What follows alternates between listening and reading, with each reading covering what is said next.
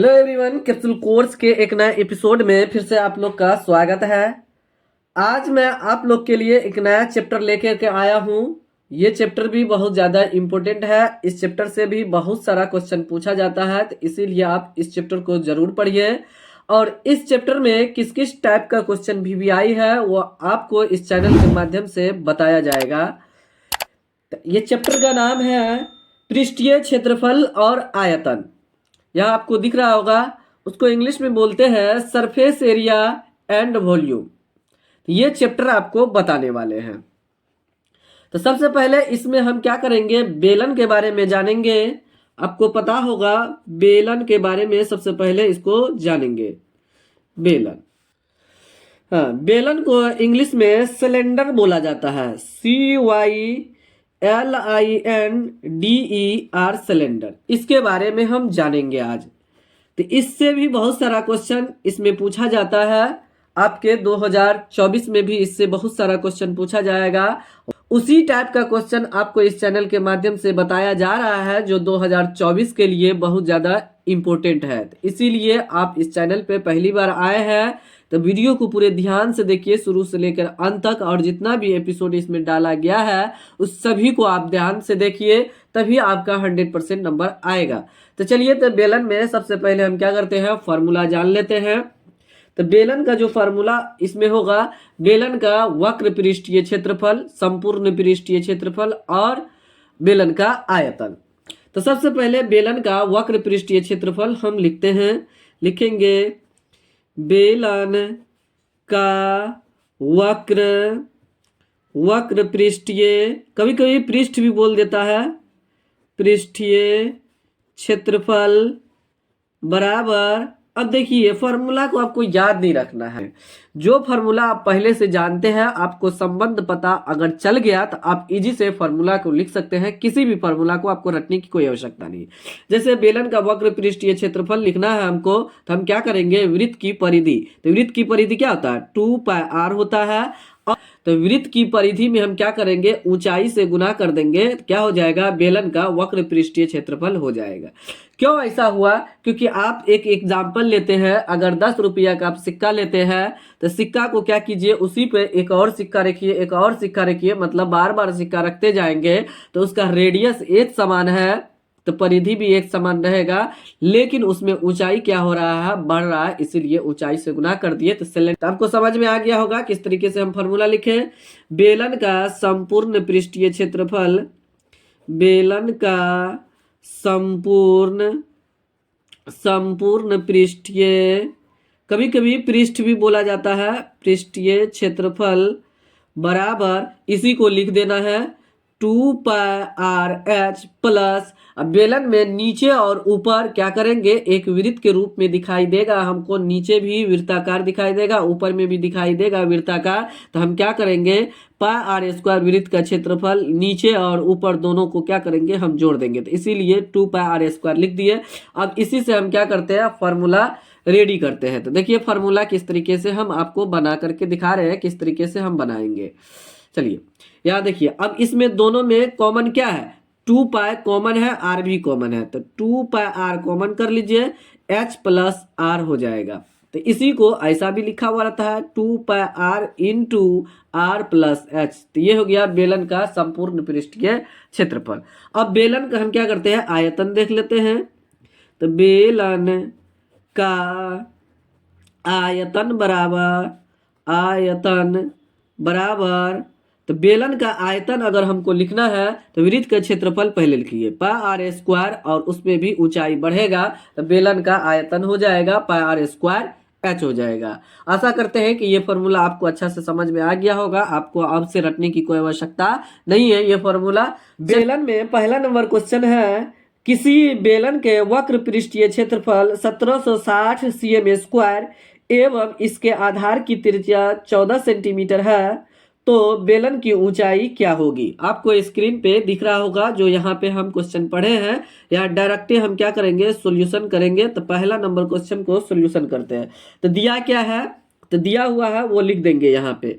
तो वक्र पृष्ठीय क्षेत्रफल दिया हुआ किसका, बेलन का। तो यहाँ लिखेंगे बेलन का वक्र पृष्ठीय पृष्ठीय क्षेत्रफल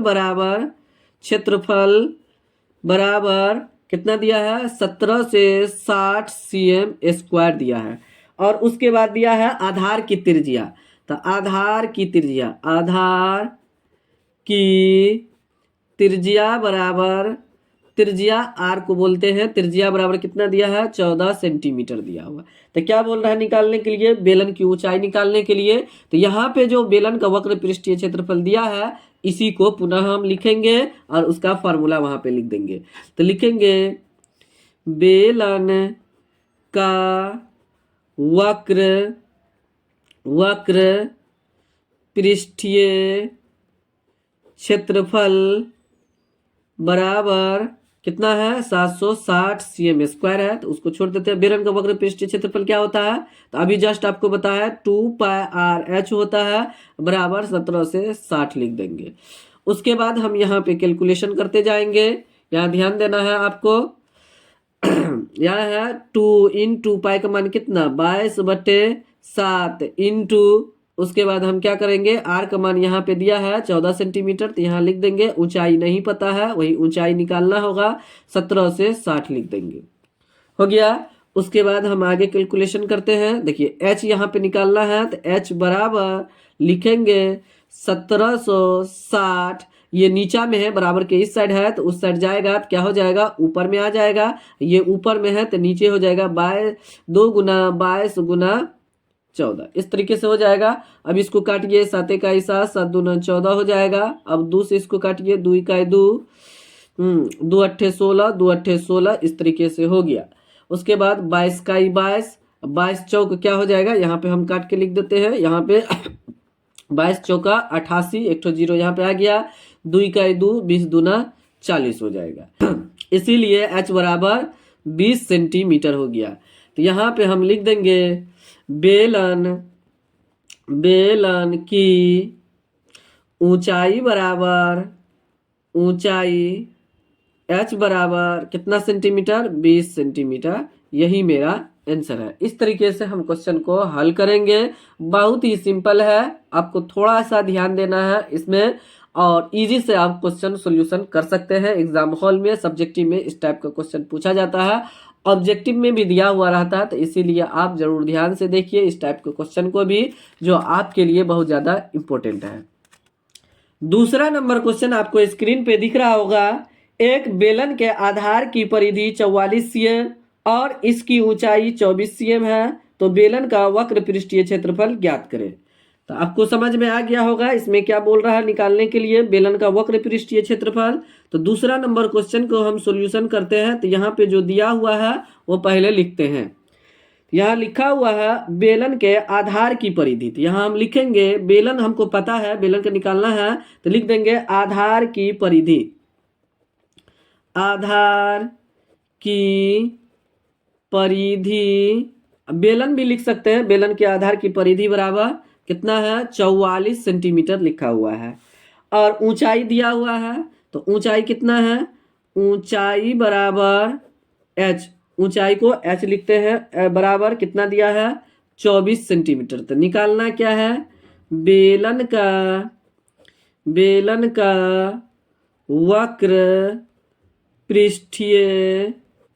पृष्ठीय क्षेत्रफल निकालना है। ये हमको निकालना है। तो ये निकालने के लिए हमको क्या चाहिए, पहले त्रिज्या निकालना पड़ेगा। त्रिज्या जब तक हम नहीं निकालेंगे तब तक मेरा बेलन का वक्र पृष्ठीय क्षेत्रफल नहीं निकलेगा, ये ध्यान देना है आपको। चलिए यहाँ परिधि दिया हुआ है, तो परिधि बराबर आधार की परिधि बराबर फॉर्मूला, जो वृत्त की परिधि का फॉर्मूला होता है वही लिखना है। तो आधार की परिधि बराबर फॉर्मूला क्या होता है 2πr होता है। जो वृत्त की परिधि होगा वही आधार की परिधि भी होगा बेलन का। तो यहाँ पे दिया आधार की परिधि 44 सेंटीमीटर और 2 × पाई का मान कितना होता है 22/7 × r हो जाएगा। उसके बाद हम क्या करेंगे, ये नीचे में है तो ये क्या हो जाएगा, बराबर के इस साइड जाएगा, इसके गुना में हो जाएगा। तो 44 × 7 बट्टे 2 × 22 बराबर r हो जाएगा। हाँ, कट करने के बाद क्या हो जाएगा, इसीलिए आर बराबर हो जाएगा यहाँ पे, इसीलिए आर बराबर 7 सेंटीमीटर हो जाएगा। ये जो 7 दिखाई दे रहा है 7 सेंटीमीटर। तो मेरा क्या निकल गया, त्रिज्या निकल गया। ऊंचाई पहले से दिया हुआ है क्वेश्चन में, तो हम क्या करेंगे, बेलन का वक्र पृष्ठीय क्षेत्रफल का फॉर्मूला लगा देंगे। तो क्या हो जाएगा, बेलन का वक्र पृष्ठीय क्षेत्रफल का फॉर्मूला यहाँ लगा के सोल्यूशन करेंगे। तो लिखेंगे बेलन का वक्र पृष्ठीय क्षेत्रफल बराबर 2πr h लिख देंगे। हो गया। उसके बाद हम क्या करेंगे, तो 2 इंटू पाई का मान 22/7 लिखेंगे, आर का मान 7 इंटू एच का मान कितना हो जाएगा, यहाँ पे दिया हुआ है 24 सेंटीमीटर। अब उसके बाद इसको 7 से इस 7 कट जाएगा। उसके बाद हम क्या करेंगे, 2 इंटू 22 को आप ऐसा लिख सकते हैं 2 इंटू 11 इंटू 24। तो 2 दूनो 4 और 24 चौको क्या हो जाएगा, 96 हो जाएगा। तो 96 गुना 11, आपको ट्रिक बता रहे हैं किस तरीके से आपको 11 से गुना करना है। हम इसलिए किए कि यहाँ गुना इजी से हो जाएगा। अब देखिए 11 से गुना करना है तो आपको गुना करने की कोई आवश्यकता नहीं है। तो इसका 11 के इस साइड देखेंगे 2 अंक है, तो 9 को इधर 6 को इधर लिखिए और दोनों को आपस में जोड़ दीजिए। ये दोनों को आपस में जोड़ दीजिए, 9 6 कितना हो जाएगा, 15 हो जाएगा। हासिल जो बचा 1, तो इसको दे दीजिए, तो 9 1 की क्या हो गया, 10 हो गया। 1056 सेंटीमीटर स्क्वायर। तो हो जाएगा बेलन का वक्र पृष्ठीय क्षेत्रफल 1056 सेंटीमीटर स्क्वायर। ये हो गया। इस तरीके से आप क्वेश्चन को इजी से हल कर सकते हैं। अगर आप इस चैनल पे पहली बार आए हैं तो चैनल को सब्सक्राइब करके बेल आइकन को प्रेस करके ऑल नोटिफिकेशन को ऑन कर दीजिए, ताकि आपको लेटेस्ट वीडियो को नोटिफिकेशन समय समय पर मिलते रहे। तीसरा नंबर क्वेश्चन आपको स्क्रीन पे दिख रहा होगा। एक बेलन के आधार की परिधि 132 सेंटीमीटर और इसकी ऊंचाई 25 cm है, तो बेलन के आयतन ज्ञात करें। तो हम क्या करेंगे, यहाँ पे यहाँ दिया हुआ है तीसरा नंबर क्वेश्चन को सॉल्यूशन करेंगे। तीसरा नंबर का यहाँ पे दिया है आधार की परिधि। इससे पहले भी दूसरा नंबर क्वेश्चन में आधार की परिधि दिया हुआ था। यहाँ लिखेंगे बेलन के आधार की परिधि बराबर 132 सेंटीमीटर दिया हुआ है और इसकी ऊंचाई भी दिया हुआ है। तो बेलन की ऊंचाई, तो बेलन की ऊंचाई मतलब h बराबर कितना दिया है, 25 सेंटीमीटर दिया हुआ है, 25 सेंटीमीटर। तो अब हम क्या करेंगे इसका, तो हमको निकालना क्या है, बेलन का आयतन निकालना है। तो बेलन का आयतन बराबर निकालना है, वाट, ये निकालना है। त्रिज्या निकालने के लिए हमको परिधि दिया हुआ है, तो उससे हम क्या करेंगे, त्रिज्या निकाल लेंगे, कैलकुलेशन कर लेंगे यहाँ पे। तो यहाँ लिखेंगे बेलन के आधार की परिधि बराबर बेलन के आधार की परिधि बराबर जो वृत्त की परिधि हो का फॉर्मूला होगा वही यूज करेंगे, यहाँ पे 2πr यूज करेंगे। तो परिधि क्या है, 132 दिया हुआ है, तो 2 इंटू पाई का मान 22/7 हो जाएगा। और त्रिज्या हमको नहीं पता है, वही त्रिज्या हमको निकालना पड़ेगा। तो 7 को इससे गुना कर देंगे, तो 132 इंटू 7 बट्टे क्या हो जाएगा, 2 इंटू 22 बराबर r हो जाएगा। इसको काटिए आप, 2 का 2, 2 छक 12, 2 छक 12, 22 का 22, 22 तिया 66 हो जाएगा। तो क्या हो गया यहाँ पर, 3 इंटू 7 बराबर r हो गया। तो इसीलिए r बराबर क्या हो जाएगा, इसीलिए r बराबर 7 को 3 से मल्टीप्लीकेशन कर देंगे तो 21 सेंटीमीटर हो गया। इसका आयतन निकाल लेंगे, तो आयतन अब इजी से निकल जाएगा यहाँ पे। तो यहाँ लिखेंगे बेलन का आयतन बराबर बेलन का आयतन बराबर r² h हो जाएगा। तो पाई का मान 22/7, आर का मान कितना है 21, उसका स्क्वायर कर देंगे। अब इंटू एच का मान कितना है 25 है। उसके बाद 22/7 इंटू 21 इंटू 21 इंटू 25 लिखेंगे। ये कट जाएगा, 7 का 7, 7 या 21 हो जाएगा। उसके बाद अब नहीं कटेगा तो 22 को हम क्या लिख सकते हैं 2 इंटू 11 इंटू 3 इंटू 21 इंटू 25 लिखेंगे। इसलिए हम ऐसा लिखें कि हमको गुना करने में इजी हो जाएगा। यहाँ पे देखिए 25 दूना क्या हो जाएगा 50 हो जाएगा। बगल में आपको गुना करके दिखाते हैं। 25 दूना 50 हो गया और 21 तिया कितना हो गया 63 हो गया। तो 50 को 63 से गुना कर देंगे तो 5 तिया 15, बगल में 0 लिख देंगे। 6 5 30, 1 31 के 1 हासिल 3 हो जाएगा। अब हम क्या करेंगे इसको 11 से मल्टीप्लिकेशन करेंगे तो 3 को इधर और 0 को इधर लिख देंगे, इस साइड को इधर इस साइड को इधर, और बारी बारी से हम क्या करेंगे इधर से राइट साइड से जुड़ते जाए। 5 में 0 जोड़ेंगे तो कितना हो जाएगा 5 हो जाएगा, और 5 में 1 जोड़ेंगे तो 6 हो जाएगा, और 3 में 1 जोड़ देंगे ये वाला तो कितना हो जाएगा 4 हो जाएगा। तो ये हो गया मेरा गुना 34,650, 34,650 इस तरीके से लिखा गया। तो ये हो गया CMQ, इस तरीके से मेरा आंसर आ गया। देखिए आयतन निकल गया, बेलन का आयतन निकाल दिए, बहुत इजी था। तो आप भी इस तरीके से क्वेश्चन को हल कर सकते हैं। आपको मल्टीप्लिकेशन करने में अगर प्रॉब्लम हो रहा है, अगर आपको मल्टीप्लिकेशन करने में प्रॉब्लम हो रहा है तो उसको ट्रिक के यूज कीजिए। जो यहाँ पे हम ट्रिक यूज किए हैं उसका आप यूज कीजिए, जिससे क्या होगा आप इजी से गुना कर सकते हैं। चौथा नंबर क्वेश्चन आपको स्क्रीन पे दिख रहा होगा। 3 मीटर व्यास का एक कुआं 14 मीटर की गहराई तक खोदा जाता है। इससे निकाली हुई मिट्टी को कुएं के चारों ओर 4 मीटर चौड़ी एक वृत्ताकार वलय बनाते हुए समान रूप से फैलाकर एक प्रकार का बांध बनाया जाता है। तो इस बांध की ऊंचाई ज्ञात करें। तो यहाँ पे आपको फिगर दिख रहा होगा, ये एक कुआं है, इसको हम कुआं बोल देते हैं। कुआं यहाँ पे है, ये कुआं है। इसी कुआं को क्या किया खोद रहा है। H मतलब 14 मीटर ऊंचाई तक इसको गहराई तक इसको खोदा जाता है, जिसको हम गहराई को ऊंचाई ही लिखे हैं। तो यहाँ पे ध्यान देना है, गहराई ऊंचाई दोनों एक समान लिखेंगे। H को उससे भी डिनोट करेंगे, इससे भी डिनोट करेंगे, ऊंचाई को और गहराई को दोनों को। जब इस कुआं को खोदा गया इससे जो मिट्टी निकला इसके चारों ओर क्या हुआ वलय के रूप में फैला दिया गया है 4 मीटर चौड़ी, जो यहाँ आपको दिख रहा होगा 4 मीटर चौड़ी। इधर भी चारों साइड क्या किया फैला दिया गया है। इसका ऊंचाई कितना होगा जो हम मिट्टी को फैलाए हैं वलय के रूप में, तो इसी को क्या करना है निकालना है। तो ये आपको ध्यान देना है कि ये जो मिट्टी निकाला है तो इसका आयतन और ये चारों साइड इसको फैलाए हैं कुआं के चारों ओर ऊपर से फैलाए हैं, तो दोनों आपस में क्या हो जाएगा बराबर हो जाएगा। मतलब कुएं का मिट्टी का निकाली गई मिट्टी का आयतन बराबर हो जाएगा, अब फैलाए जो यहाँ पे मिट्टी है उसका आयतन दोनों आपस में बराबर हो जाएगा। तो यहाँ पे दिया जो सब है वो लिख देते हैं। यहाँ पे लिखा है व्यास भी दिया हुआ है यहाँ पे कुएं का व्यास। तो चौथा नंबर क्वेश्चन को हम क्या करेंगे सॉल्यूशन करेंगे।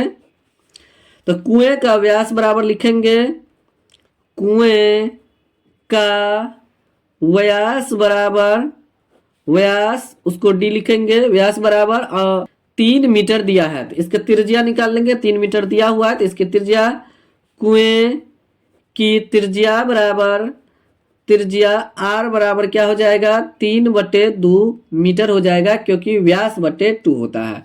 चलिए अब गहराई दिया है कुएं की गहराई, कुएं की गहराई उसको H से ही डिनोट किए हैं बराबर। तो क्या हो जाएगा 14 के रूप में जो वलय के रूप में जो इसको फैला दिया है मिट्टी को, तो इस तो यहाँ पे लिखेंगे वलय की भीतरी त्रिज्या बराबर त्रिज्या, तो जो भीतरी त्रिज्या ये कुएं का है वही इसका हो जाएगा वलय का भीतरी त्रिज्या आर ही हो जाएगा। तो आर त्रिज्या कितना है 3/2 मीटर यहाँ पे है। वलय की भीतरी त्रिज्या जो कुएं का त्रिज्या है वही हो जाएगा, और बाहरी त्रिज्या जो चौड़ा है तो इसमें हम क्या करेंगे ऐड कर देंगे वलय की बाहरी त्रिज्या बराबर 3/2 प्लस 4 मीटर चौड़ी है तो 4 जोड़ देंगे तो कितना हो जाएगा, यहाँ पे लसन लेंगे तो कितना हो गया 2 3 2, यहाँ पे इसको इससे गुना कर देंगे, 4 दूना 8 हो जाएगा तो 8 3 11/2 मीटर हो गया। बाहरी त्रिज्या निकल गया। यहाँ पर लिखेंगे बांध की ऊंचाई बराबर, मान लेंगे माना कि बांध की ऊंचाई बराबर h1 मीटर मान लेंगे। चलिए उसके बाद हम क्या करेंगे, लिखेंगे बेलन का आयतन बराबर बांध का आयतन। तो बांध हमेशा ध्यान देना है, बांध वलय के रूप में है, रिंग के रूप में है, तो उसमें दो दो त्रिज्या है, बाहरी त्रिज्या और भीतरी त्रिज्या है, ये ध्यान देना है आपको। तो यहाँ लिखेंगे बेलन कुएं का आयतन, यहाँ पे कुएं का आयतन लिखेंगे, तो कुएं का आयतन कुआं किस रूप में है, बेलन के रूप में, कुएं का आयतन बराबर बांध का आयतन, यहाँ पे लिख देंगे आयतन। तो दोनों बेलन के रूप में है, तो ये रिंग के रूप में ये है बांध और ये रिंग के रूप में नहीं है, तो यह सिंपल फॉर्मूला जो होता है आयतन का बेलन का वही लिख देंगे। पाई r² h लिखेंगे बराबर बांध का आयतन ये रिंग के रूप में है, तो पाई बड़का r² h1, इसका आयतन अभी इसका ऊंचाई अभी जस्ट माने हैं यहाँ पे h1 माने हैं, माइनस पाई r², तो पाई r का मान यहाँ पे है 3/2, कुएं का जो त्रिज्या है उसका स्क्वायर इंटू 14 इक्वल टू पाई और r1 कॉमन ले लेंगे तो यहाँ बचेगा r² माइनस r² बच जाएगा, हो गया। उसके बाद हम क्या करेंगे, यहाँ पे पाई से पाई को काट देंगे तो यहाँ बचेगा 3/2 into 3/2 into 14 equal to h1, ये a² माइनस b² के रूप में है, तो हम इसको लिख सकते हैं r प्लस r और r माइनस r, इस तरीके से हम लिख सकते हैं। चलिए हाँ आगे कैलकुलेशन करते हैं, तो यहाँ पे इसको काट सकते हैं, 2 का 2 2 सत्ते 14 और 3/2 इंटू 3 इंटू 7, पूरे मल्टीप्लीकेशन इसलिए नहीं कर रहे हैं क्योंकि हमको काटने में इजी होगा। तो h1 और बड़का बाहरी त्रिज्या क्या है, बांध का बाहरी त्रिज्या है 11/2 प्लस 3/2 और बाहरी त्रिज्या है 11/2 और माइनस 3/2 हो जाएगा। उसके बाद 3/2 into 3 into 7 equal to h1, अंदर में हम क्या करेंगे एलसीएम ले लेंगे, 2 हो जाएगा, अब भागा देंगे तो कितना हो जाएगा 1 1 में 11 से गुना 11 प्लस 3 सेम है, तो यहाँ भी उसी टाइप से है, 2 11 माइनस 3 हो गया। उसके बाद हम क्या करेंगे 3/2 इंटू 3 इंटू 7 बराबर h1 इंटू 11 में 3 जोड़ देंगे तो कितना हो जाएगा 14/2 इंटू 11 में 3 घटा देंगे तो 8 हो जाएगा, 8/2 हो गया। उसके बाद हम क्या करेंगे 3/2 इंटू 3 इंटू 7 बराबर, इसको कट कीजिए आप, तो h1 इंटू 2 का 2 2 सत्ते 14 2 का 2 2 चौका 8 हो गया, तो बचा 7 इंटू 4 बचा। चलिए अब नेक्स्ट कैलकुलेशन करते हैं, आगे कैलकुलेशन करते हैं 3/2 इंटू 3 इंटू 7, ये इसके गुना में है तो क्या हो जाएगा भागा में हो जाएगा, 7 इंटू 4 बराबर h1 हो गया, तो 7 से 7 कट गया। उसके बाद अब नहीं कटेगा तो क्या हो जाएगा 3 3 9/4 दूना 8 हो गया बराबर h1 हो गया। तो इसको इधर से हम लिख सकते हैं h1 बराबर 9/8 मीटर हो गया। इसको पॉइंट में हम कन्वर्ट कर देंगे, पॉइंट में कन्वर्ट करेंगे कितना हो जाएगा, यहाँ पे h1 बराबर हो जाएगा 1.125 मीटर हो जाएगा, तो इसीलिए h1 बराबर हो गया 1.125 मीटर हो गया। बांध की ऊंचाई बराबर, बांध की ऊंचाई बराबर, ऊंचाई मतलब h1 बराबर 1.125 मीटर हो गया आंसर। इस तरीके से आप क्वेश्चन को इजी से सॉल्यूशन कर सकते हैं। आशा करते हैं कि आपको ये वीडियो अच्छा लगा होगा, क्योंकि इस चैनल के माध्यम से आपको केवल वायरल क्वेश्चन ही बताया जा रहा है। अगर आप पहली बार चैनल पर आए हैं तो चैनल को सब्सक्राइब करके बेल आइकन को प्रेस करके ऑल नोटिफिकेशन को ऑन कर दीजिए, ताकि आपको लेटेस्ट वीडियो का अपडेट समय समय पर मिलते रहे और आपको केवल और केवल इस चैनल के माध्यम से 2024 एग्जाम के लिए वायरल क्वेश्चन ही बताया जाएगा। अभी सब्जेक्टिव बता रहे हैं, उसके बाद आपको ऑब्जेक्टिव भी बताया जाएगा। तो आप लोग इस चैनल को ग्रो करने में हेल्प जरूर कीजिए, अपने दोस्तों के साथ शेयर करके वीडियो को लाइक जरूर कीजिए आप लोग, और उसके बाद वीडियो को पूरे ध्यान से जरूर देखिए बिना स्किप किए हुए, तभी ये चैनल ग्रो हो सकेगा। चलिए तो वीडियो को यहीं समाप्त करते हैं, मिलते हैं इसके अगले वीडियो में कुछ अगला टाइप लेकर के, जो 2024 के लिए इम्पोर्टेंट होगा वही टाइप आपको इस चैनल के माध्यम से बताया जाएगा। तब तक आप लोग इस चैनल को देखते रहिए, मस्त रहिए, हंसते रहिए, मुस्कुराते रहिए और इस चैनल को ग्रो करने में हेल्प जरूर कीजिए। Thanks for watching this video.